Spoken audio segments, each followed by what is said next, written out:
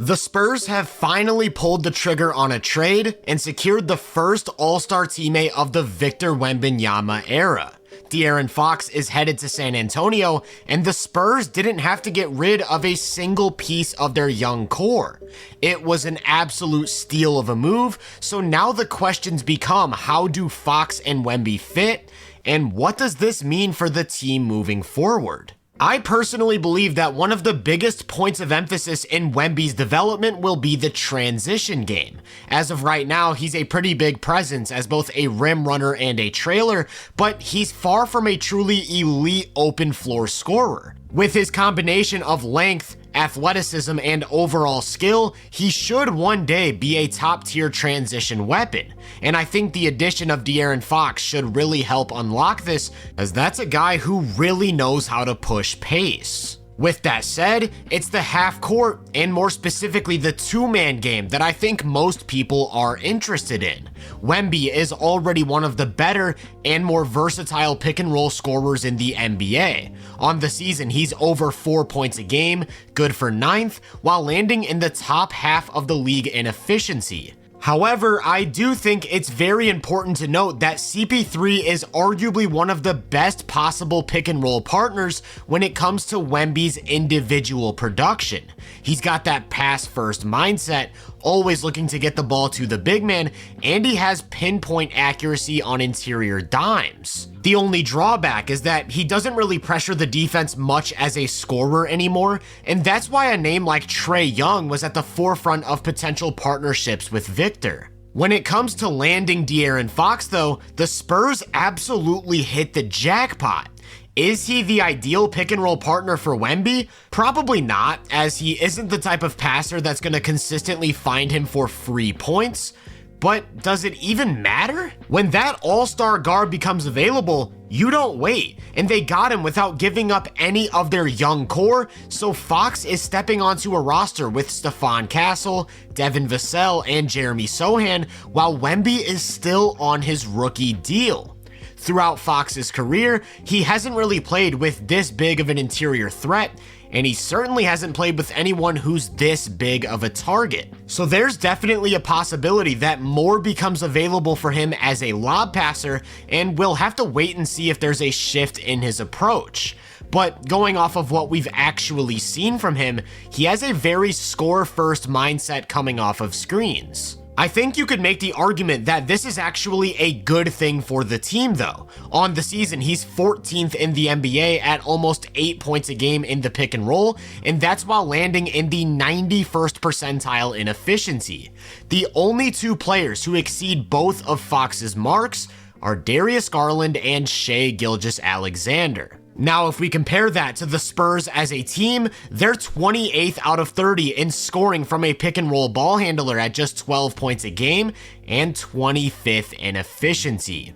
This just simply isn't a part of their arsenal. Getting a guy like Fox brings a new dimension to the offense, as you now have a go-to scorer on the perimeter who can consistently create his own shot off of screens and doesn't solely rely on Wemby or CP3 to get those opportunities. I feel like most people associate De'Aaron Fox with slashing, so off of screens you'd think he's looking to turn the corner and get downhill.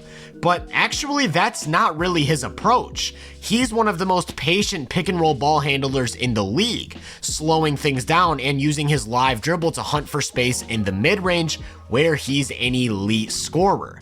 This season, he's attempting over 9 mid-range shots every 75 possessions while making an impressive 48% of them.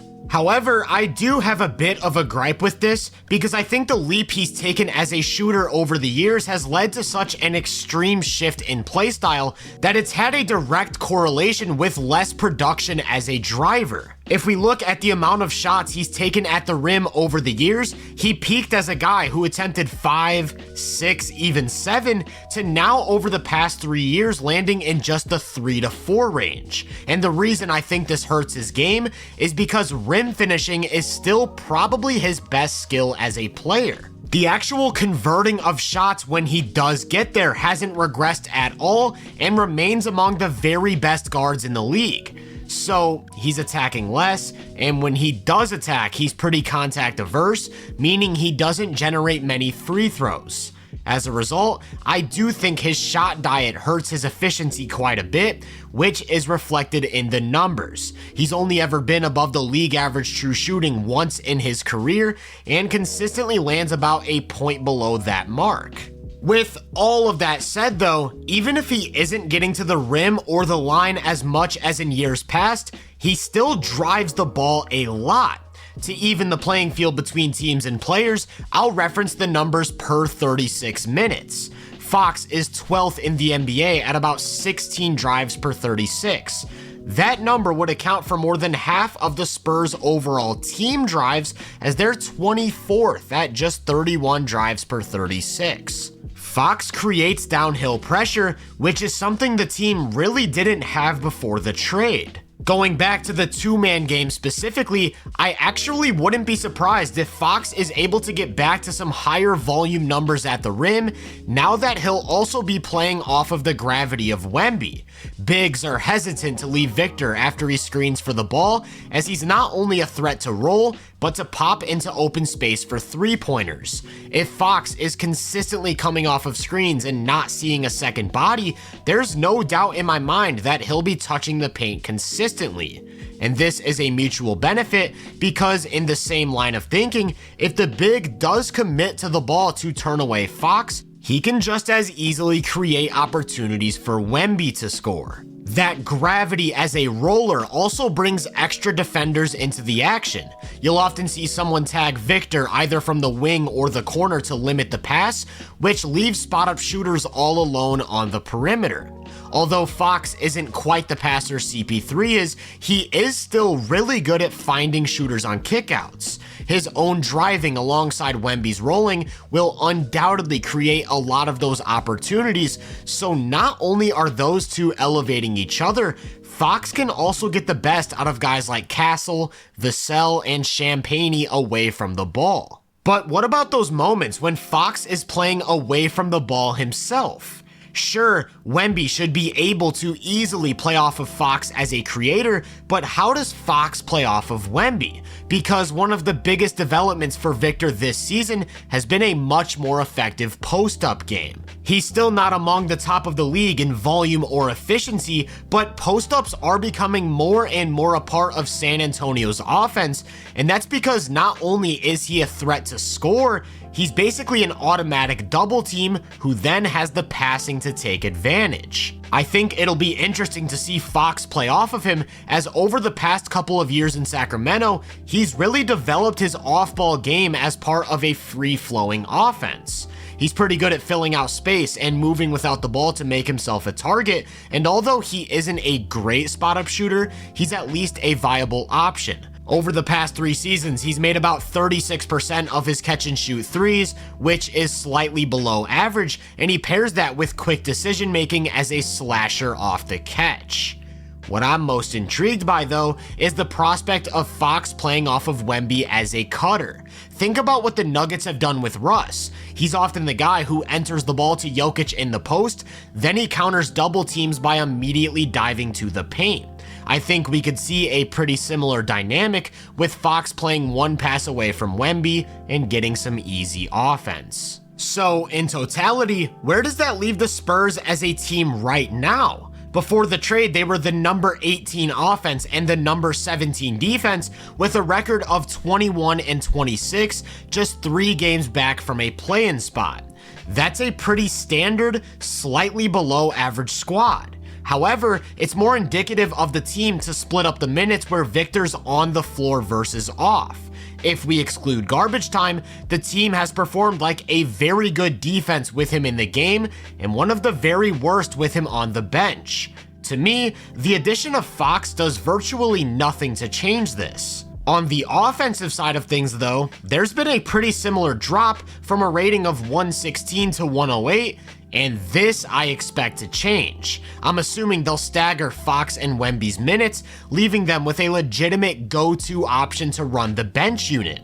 And with Fox leading the bench, that means they can get even more minutes of CP3 and Wemby playing together.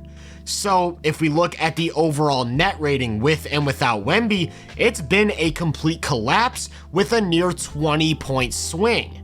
I don't expect them to start winning the non-Wemby minutes, but they should tread water a lot better, and that alone could be the difference of 4 or 5 wins. As for the long-term outlook, they now have serious direction. Fox just turned 27 years old a couple months ago. Wemby is just 21, Castle is 20, Vassell is 24, Sohan is 21, Champagnie is 23, so not only are they capable of being a solid play-in team right now, there's still so much room for internal development. Now think 3 years ahead. Fox will only be 30, while all of these guys are starting to hit that peak range of 23 to 27. And the icing on the cake is San Antonio's draft capital. They've got 2 first-round picks this year and still have a first-round pick in every draft until 2031, which means that they'll have the opportunity to hit on a pick to take them to that next level, or if a star player becomes available and they want to push in their chips early, they'll have the assets to make an intriguing offer. All that's to say, I think this trade just launched us into the Wemby era of Spurs basketball, and I can't wait to see how it all plays out. If you enjoyed this breakdown, make sure to drop a like, subscribe, and turn my post notifications on to be first on more content. If you're interested in my more in-depth research, make sure to check out the Hoop Venue podcast and my social media profiles. You can find those links in the description. Feel free to let me know down in the comments what you think of the trade. As always, I hope you all have a great day, and I'll catch you guys in the next one.